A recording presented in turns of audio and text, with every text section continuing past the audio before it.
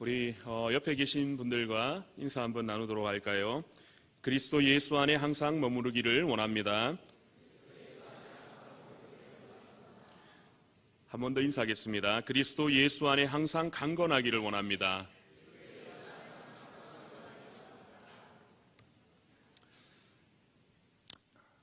(1999년) 어느 여름이었습니다. 1999년이라고 이야기를 시작하려고 하니까요, 우리 어린 또래의 친구들이 혹시나 조선시대 때 이야기라 생각할까봐 걱정이 앞서기도 합니다. 당시 고등학교 3학년이었던 저는요, 지금으로서는 이렇게 이해할 수가 없지만은 참 힘든 시간을 보냈었던 것 같습니다.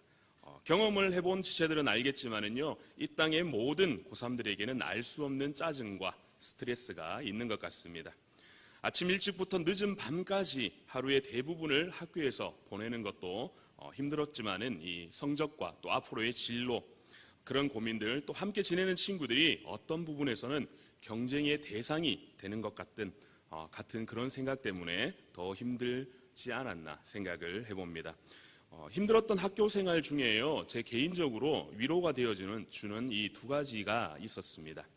하나는 마음껏 뛰어놀 수 있는 체육 시간이 저희 위로가 되었었고요. 또 하나는 어머니의 사랑과 정성이 가득 담긴 이 도시락을 먹는 것이었습니다. 요즘은 이 학교에서 이 급식이라는 것을 하기 때문에 도시락을 들고 다니지는 않습니다. 하지만은 그 당시 저는요, 어머니의 정성이 가득 담긴 이 도시락을 2개를 매일 이렇게 들고 다녔었습니다. 제가 2개라 그러니까 벌써부터 웃는 그런 지체들이 있는데요. 제가 많이 먹어서 이 2개를 들고 다녔던 것은 아닙니다. 점심과 저녁을 모두 해결을 해야 됐기 때문에 2개를 가지고 다녔던 것입니다. 그렇다고요, 이 저녁 시간이 될 때까지 도시락이 남아 있었던 기억은 단 한 번도 없었는 것 같습니다. 오전에 1교시를 마치면은 쉬는 시간에 몇몇 친구들과 둘러앉아서 점심에 먹을 도시락을 꺼내 먹곤 했습니다. 그리고 점심시간에는 저녁에 먹을 도시락을 먹었습니다. 그럼 저녁은 어떻게 되었을까요? 간단합니다. 학교 식당에서 사 먹으면 됩니다. 지금 생각해 보니까요, 그때의 추억들이 참 아련하기도 합니다. 서로의 도시락을 펼쳐두고 또 누구나 할 것 없이 함께 나누어 먹었던, 도시락을 사오지 못한 친구들은요, 다른 친구의 이 도시락 뚜껑을 들고 여기저기로 밥동량을 다니면서 그것을 얻어서 함께 나누어 먹는 아름다운 그런 문화도 있었습니다. 그런 것이 자연스러운 일상이었던 어느 날이었습니다. 이 정확한 어떤 날짜는 기억나지가 않지만은요, 이 다른 날과 마찬가지로 점심에 도시락을 먹으려고 저녁 도시락 가방을 열었습니다. 그런데 그 도시락 가방 안에요, 이 막대 과자 알죠? 우리 11월 어느 날이 되면은 주는 그 막대 과자 한 통과 작은 편지가 하나 들어 있는 것입니다. 그 편지에는 이러한 내용이 담겨 있었습니다. 너희는 이 세대를 본받지 말고 오직 마음을 새롭게 함으로 변화를 받아 하나님의 선하시고 기뻐하시고 온전하신 뜻이 무엇인지 분별하도록 하라. 로마서 12장 2절. 사랑하는 나의 새끼, 거룩한 하나님의 아들 김신년아, 오늘 하루도 소중한 시간이란다. 위의 말씀 묵상해보렴. 그리고 마음속으로 주님의 이름을 불러보렴. 우리의 생명이신 주님을 바라보아라. 널 사랑하는 엄마가. 아마도 이 고3 생활의 힘든 시기를 보내면서요, 학교를 마치고 집으로 돌아가면 온갖 짜증을 다 내었던 것 같습니다. 제가 받는 이 스트레스보다 어머니의 스트레스가 더 했겠지요. 그런 아들을 야단치기보다 이 짧은 편지지만은 글로 위로하고 격려하는 어머니의 기도와 또 응원이 있었기에 고3 시절을 잘 넘겼던 것 같습니다. 개인적으로 저에게 돌아가고 싶은 그 과거의 시절이 있냐라고 묻는다면 저는 고등학교 시절이라고 이렇게 자신 있게 이야기를 합니다. 하지만은 똑같은 질문을요, 저희 어머니에게 해보니까요, 다시는 돌아가고 싶지 않은 시절이라 이야기하시는 것을 보면은 그 당시에 어머니가 참 많이 힘들었다는 그런 생각을 하게 됩니다. 아무튼 이 짧은 내용의 글이 담긴 이 작은 편지는요, 어느새 시간이 지나서 20년이라는 그러한 시간을 지나가지만은요, 아직 제가 가지고 있는 이 성경의 뒤편에 이렇게 자리를 잡고 있습니다. 그리고 저 개인적으로 이렇게 힘든 일이 있을 때면은요, 이것을 꺼내보면서 또 기도하는 어머니가 있다는 그 사실에 위로를 받고 다시 힘을 내곤 합니다. 저희 지금 살고 있는 집에 가면은 책장에 3개의 상자가 있습니다. 그 상자 안에는 제가 살아오면서요, 수많은 사람들에게 받았던 그런 편지들이 이렇게 담겨져 있는데요. 설교를 준비하면서 그 바울이 사랑하는 영적인 아들이었던 이 디모데를 격려하고 응원하기 위해 쓴 편지까지는 아니더라도, 그 수준까지는 아니더라도 감동이 되고 또 위로가 될 만한 편지가 없을까 싶어 상자를 열고는 설교 준비할 시간을 다 보냈던 그 편지들을 보면서 이 추억을 되돌아보았던 그런 시간을 가졌습니다. 이 어린 시절 받았던 연애 편지부터 또 군대에 갔던 그런 친구들이 힘들다라는 그런 내용으로 보낸 편지들, 또 함께 공동체 생활을 하던 친구들이, 교회 친구들이 이렇게 보낸 편지들, 또 사역을 하면서 만났던 여러 제자들의 편지들까지 그 종류가 다양하더라고요. 첫 번째 상자를 열어서 한참 그 편지들을 이렇게 살펴보다가요, 2번째 상자를 열었습니다. 그리고 저는 깜짝 놀라서 금방 이 2번째 상자를 닫았습니다. 그 2번째 상자에는 주로 지난 세월 동안에 그 어린 시절부터 교제를 했던 그런 여자 친구들의 편지들이 주로 담겨져 있었는데요. 이 2번째 상자를 열었는데 안에 사진들이 들어있는 겁니다. 소름 돋죠? 네. 묻고 싶었습니다. 왜 남의 편지함에 사진을 넣어뒀냐라고 묻고 싶었지만은 물을 수가 없었습니다. 그저 제가 짐작할 뿐이었는데요. 제가 짐작하기에는 이 쓸데없는 연애 편지들 다 갖다 버리라는 그런 무언의 시위 아니면 혹은 압박을 주기 위한 그러한 행동이 아니었나 생각을 하면서 그 편지함을 닫고 설교 준비에 매진할 수 있었습니다. 남양 특집도 아닌데 이 등골이 막 오싹해지는 그런 순간이었습니다. 아무튼 오늘 또 우리는 디모데를 격려하고요, 응원하기 위해 보낸 이 사도 바울의 편지의 내용을 함께 살펴보았습니다. 또 이것을 통해서 함께 은혜를 나누고 그리스도인으로서 가져야 할 올바른 신앙의 자세에 대해서 한번 나눠보려고 합니다. 지난 시간 나눴던 이 디모데후서 2장에서 바울은 자신이 사랑하는 영적인 아들인 디모데를 향해서 그리스도 예수 안에 있는 은혜 가운데 언제나 강할 것을 권면하고 있습니다. 좋은 그리스도의 병사로서 또 최선을 다하는 경기자의 모습으로 귀한 열매와 수확을 위해서 수고하는 농부와 같이 되라라고 이렇게 이야기를 하였습니다. 아울러 복음의 전달자로 복음의 진리를 지키는 일에 최선의 모습을 다하라는 그러한 격려의 이야기를 하고 있습니다. 오늘 나누게 되는 이 디모데후서 3장의 내용도요, 앞선 2장의 내용들과는 크게 다를 것이 없는 그러한 내용들입니다. 세상의 마지막 때를 살아가는 복음 사역자로서 또 목회자로서 그리스도인으로서 어떠한 신앙과 자세를 가져야 하는지에 대해서 이야기를 이어나가고 있기 때문입니다. 디모데가 살아가던 그 당시에도요, 주님께서 다시 오시지 않았기 때문에 마지막을 준비하는 그러한 때였습니다. 마찬가지로 오늘 우리들이 살아가는 이 시대 또한 예수님이 아직 다시 오시지 않았기에 마지막을 준비하는 때이기도 합니다.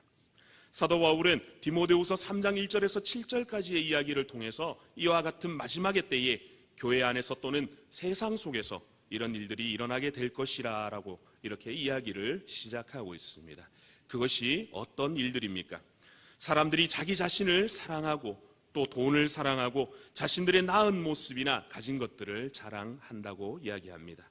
다른 사람들을 업신여겨서 교만하고 또 다른 이들을 비방하고 부모를 공경하지 않고 거역하게 된다라고 이야기를 하고 있습니다.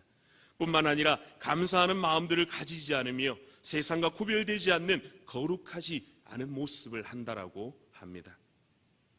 사람들 사이에 정이 없어지고 서로 간의 오해로 인해서 생긴 이 원통함을 풀려고 노력하지 않는다는 것입니다. 오히려 남을 모함하고 또 삶에서 절제하지 못하고 사납게 행동하며 선한 것보다 악한 것을 더 좋아한다라고 이야기합니다. 의리를 저버리고 급하게 살아가며 스스로 그러한 삶에 만족을 합니다. 세상에서 얻을 수 있는 쾌락을 쫓아가고 또 하나님을 사랑하는 것보다 세상의 즐거움을 더 사랑하는 시대가 마지막의 때라고 이야기를 하고 있습니다. 이런 일들이 세상에서만 있는 것이 아니라 교회 안에서도 경건의 모양은 있지만은 경건의 능력이 없는 외식하는 모습들이 판을 치게 된다는 그러한 이야기도 하고 있습니다. 바울은 디모데를 비롯하여 오늘 이 말씀을 대하는 우리 믿음의 사람들에게 마지막 때에 나타나게 되는 이러한 현상들에 휩쓸리지 말라라고 이렇게 권면합니다. 돌아서서 믿음을 지키라고 강하게 이야기를 하고 있습니다. 바울이 이와 같은 이야기를 하고 있는 이유가 무엇이겠습니까? 믿음을 가진 소위 그리스도인이라고 하는 사람들이 마지막 때가 되었을 때에 세상이 어떠한 모습으로 변하게 될지 미리 알고 또 세상 속에서도 구별된 삶을 살아냈으면 좋겠다라는 그 마음인 것입니다. 세상의 사람들은 어떻습니까? 당연히 하나님을 알지 못하고 또 하나님에 대한 두려움이 없기 때문에 마지막 때가 되면 상상할 수도 없는 그러한 악한 일들을 행하게 된다는 것입니다. 실제로 우리가 살아가는 오늘날에도 이러한 일들을 심심찮게 우리는 전해 들을 수 있습니다. 하지만 문제는 세상이 이렇게 악해졌을 때에 교회도 그리고 믿음의 사람들도 진리 안에 온전히 서 있지 않으면 세상과 다를 바 없는 모습이 될 수 있다는 사실입니다. 세상의 모습처럼 변질되고 타락하게 된다라고 그렇게 이야기를 하고 있는 것이죠. 믿음의 사람들이 진리 가운데 서서 하나님의 말씀대로 살아간다라면 하나님을 사랑하고 이웃을 자기 자신처럼 사랑해야 합니다. 하지만 마지막 때에는 믿음의 사람들이 진리 가운데 서 있으려고 노력하지 않으며 또 하나님의 말씀을 배운 그대로 살아내려고 하지 않기 때문에 하나님을 사랑하고 이웃을 사랑하는 것이 아니라 자기 중심적인 모습으로 변하게 되는 것입니다. 우리가 사도행전을 통해 만난 초대 교회의 모습은 어떻습니까? 핍박과 박해가 그들 가운데 항상 있었지만은 교회에는 생명력이 흘러넘쳤습니다. 세상에 선한 영향력을 끼치며 그들은 살아갔습니다. 하지만 이러한 초대 교회들이 중세를 넘어오며 타락을 경험합니다. 이것은 비단 중세 교회의 문제만은 아닌 것 같습니다. 안타까운 이야기이지만 현재의 우리들이 살아가고 있는 오늘날의 교회들도 진리 가운데 굳건히 서서 세상의 영향력을 추지는 못하는 것 같습니다. 교회의 세력이 세상 가운데 충분히 커졌습니다. 또 넘치는 성장을 경험했지만은 세상을 변화시키거나 또 세상에서 선한 영향력을 끼치는 것이 아니라 오히려 세상의 조롱거리가 되어지고 또 세상의 많은 비난들을 받는 것이 오늘날의 기독교가 아닌가 생각해 봅니다. 실제로 기독교 윤리실천운동본부라는 곳에서 이 당신이 가장 신뢰하는 종교는 무엇입니까? 라는 이러한 질문으로 여론조사를 하였습니다. 기독교, 불교, 천주교가 대부분의 답을 차지했습니다. 여론조사의 결과는 충격적이었습니다. 천주교가 29.2%로 한국 사람들이 가장 신뢰하는 종교라는 결과를 얻었습니다. 물론 기독교가 1위가 아닌 것 때문에 제가 충격적이라고 말하는 것은 아닙니다. 그 두 번째로 2위는 불교로 28%를 차지했습니다. 그 다음이 개신교였는데요. 그 수치는 21.3%에 불과했습니다. 충격이 되었던 것은요, 이 퍼센트 때문만은 아니었습니다. 당신은 어떤 종교를 가장 신뢰합니까? 라는 이 질문에 이어진 그렇다면 다른 종교들을 신뢰하지 못하는 이유가 무엇입니까? 라는 질문에 대한 대다수의 답변 때문이었습니다. 그 답들은 이러했습니다. 기독교인들은 말과 행동이 일치가 되지 않는다. 교회 내부의 비리들 혹은 부정부패가 많다. 지나칠 정도로 강압적인 전도의 방법 때문에 그렇다라는 답들이 주를 이루었습니다. 이 말이 어떤 의미를 가지고 있습니까?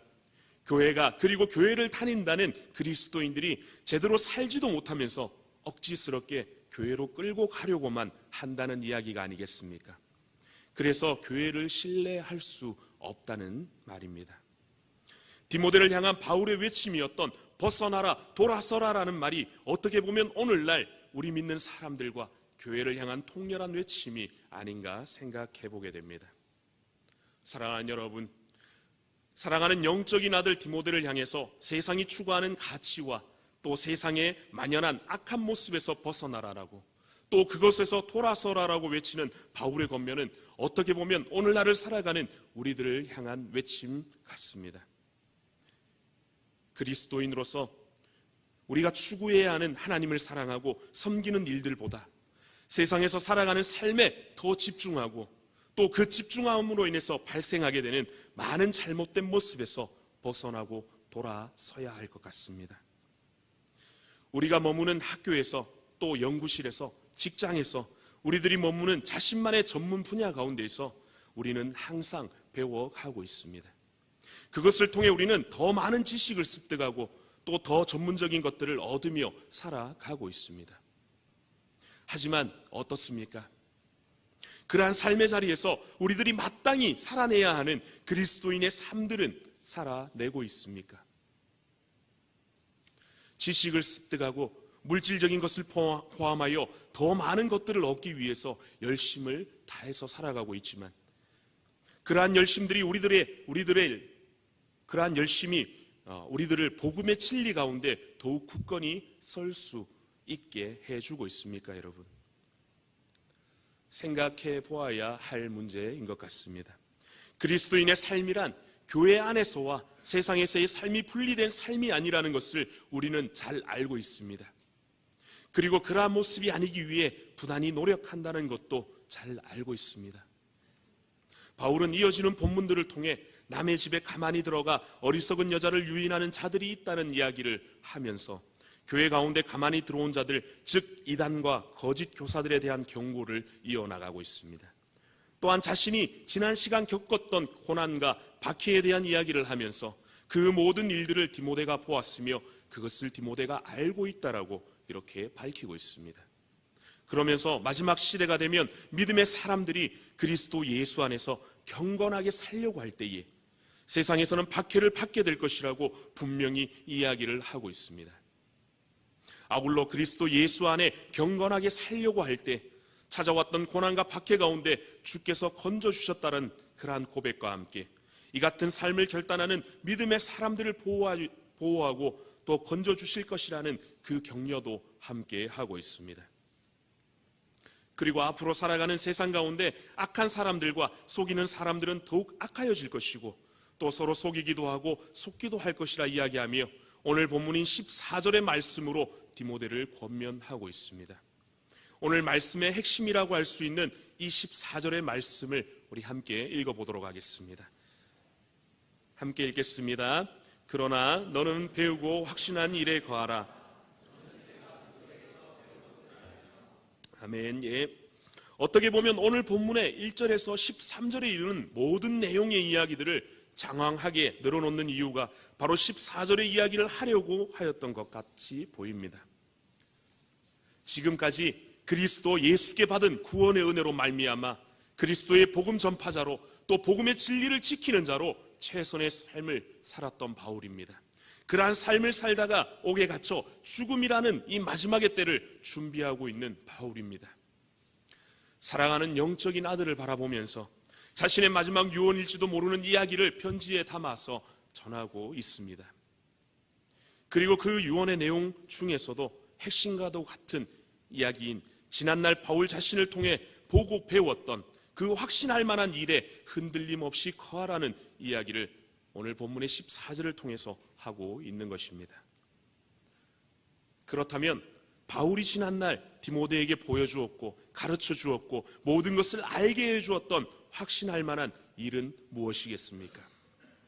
그렇습니다. 그것은 바로 그리스도 예수를 통해 전해진 이 복음과 그리스도 예수를 통해 얻은 구원의 은혜였던 것입니다. 바울이 지난날 복음 전도자로 살면서 겪었던 고난과 박해는 이루 말할 수 없는 것들이었습니다. 고린도후서 11장 16절에서 33절까지에 나오는 이 바울의 자랑은 어떻게 보면 자랑이 될 수 없는 그러한 내용들로 가득 차 있습니다. 고린도후서 11장 23절에서 27절까지를 함께 찾아보도록 하겠습니다. 고린도후서 11장 23절에서 27절까지를 우리 함께 찾아서 교독하도록 하겠습니다.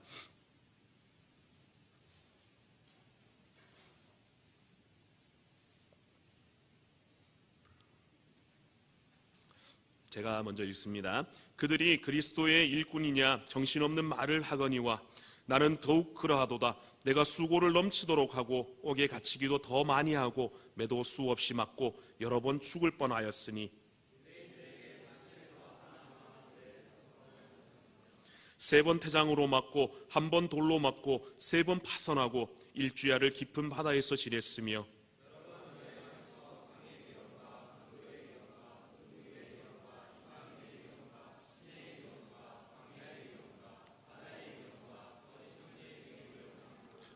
함께 읽습니다. 또 수고하고 애쓰고 여러 번 차지 못하고 줄이며 목마르고 여러 번 굶고 춥고 헐벗었노라. 아멘. 사랑하는 여러분, 제 개인적으로는 이 말씀을 보면은 마음이 울컥하기도 합니다. 눈물이 쏟아질 것 같은 그러한 기분이 들기도 합니다. 넘치는 수고를 하고 옥에 갇히기도 하고 매도 수없이 맞았습니다. 여러 번 죽음의 고비도 넘겼습니다. 같은 동족들인 유대인들에게 40에서 하나 감했던 이 매를 5번이나 맞았다라고 그렇게 고백을 하고 있습니다. 3번 태장을 맞고 돌로 맞아서 거의 죽음의 지경에 가기도 했습니다. 배가 파선하기도 하고 전도 여행을 하는 동안 강의 위험과 또 강도를 만나 위험했으며 같은 동족에게도 내쳐지고 어떻습니까? 이방인들에게도 환영을 받지 못하는 그러한 삶을 살았습니다. 잠을 제대로 자지도 못했으며 줄이고 목말랐습니다. 복음 전하는 일로 인해서 여러 번 굶기도 하고 춥고 헐벗은 그러한 경험도 있었습니다. 이러한 불평과 고통스러운 일들을 겪으면서 심지어 죽음의 위협까지 느끼면서도 바울이 복음 전하는 일을 그만두지 않았던 이유가 무엇이겠습니까? 바울은 그 이유를 로마서 8장 35절에서 39절을 통해서 잘 설명해 주고 있습니다. 우리가 한 번 더 찾아보도록 하겠습니다. 로마서 8장 35절에서 39절입니다.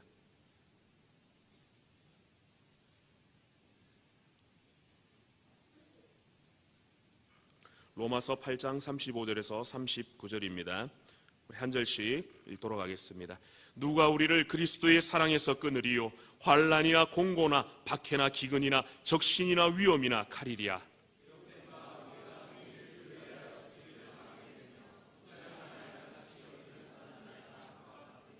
그러나 이 모든 일에 우리를 사랑하시는 이로 말미암아 우리가 넉넉히 이기느니라.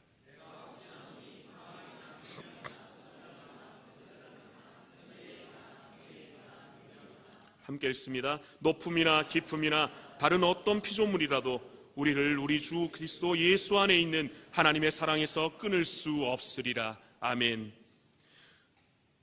바울은 과거 자신이 사울이었던 시절 예수 믿는 사람들을 잡으러 다녔었습니다. 스데반 집사의 죽음에도 적극적으로 동참하였으며 또 다른 곳에 예수 믿는 사람들이 숨어 있다는 그러한 소식을 듣고 그들을 잡으러 가던 중에 바울아 내가 박해하는 예수다라는 이렇게 말씀하시는 예수 그리스도를 만났습니다. 그 경험을 통해 예수의 그리스도이심을 아는 복음의 진리를 확신하게 되었으며 또 그 복음의 진리를 전하고 지키는 자로 자신의 삶을 헌신하였습니다.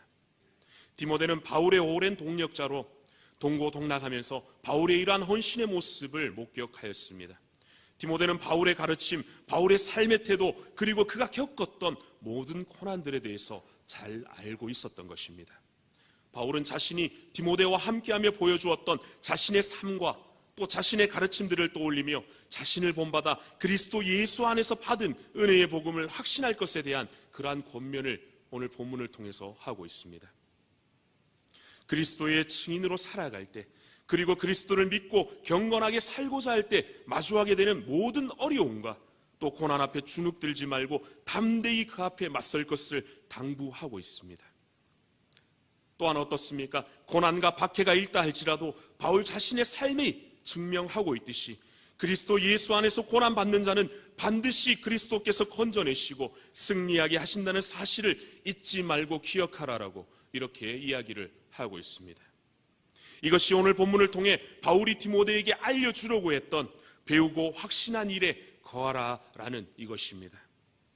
또한 바울의 이러한 가르침과 권면은 디모데에게만 국한되어져 있는 것이 아닙니다. 많은 믿음의 사람들에게 그리스도 예수 안에서 누리는 복음의 진리 가운데 굳게 설 것을 권면하는 그러한 말씀이 되기도 하였습니다. 기독교의 지난 역사 가운데 많은 믿음의 사람들이 복음을 전하고 또 복음의 진리를 수호하기 위해서 고난과 박해를 받았습니다. 그리고 그 일들을 기쁘게 감당했으며 또한 그리스도 예수 안에서 진정한 승리자의 삶들을 살아냈습니다. 제가 영상을 하나 준비를 했는데요. 그 영상을 함께 보고 또 이야기를 계속하도록 하겠습니다.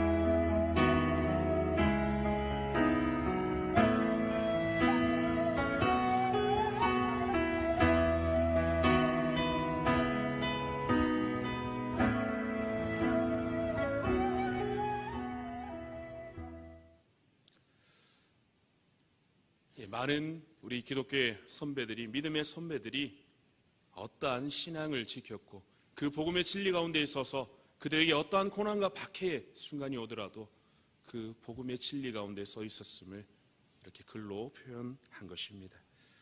이 영상의 제목이 세상이 감당치 못한 사람들이라는 이러한 제목인데요. 맨 처음에 나왔던 7 아들과 함께 순교했던 한 노인의 그 고백, 이 7 아들을 두고요, 이 노인에게 이러한 이야기를 합니다. 내가 예수를 부인할 때까지 아들을 한 명씩 죽이겠다라고. 그리고 그 보는 앞에서, 아버지가 보는 앞에서 7명의 아들을 차례대로 죽이기 시작합니다. 그 아들을 죽이면서 이래도 내가 예수를 부인하지 않겠느냐라고 물었을 때 이 아버지의 대답은 이러한 것이었습니다. 아들아, 죽기까지 예수 그리스도를 기억하라. 예수 그리스도의 십자가를 기억하라.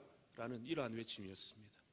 차례대로 7 아들이 죽어가는 그 모든 순간 한 명 한 명이 죽어갈 때 예수 그리스도의 십자가를 더 기억하라라고 이 아들들에게 외쳤다라는 것입니다.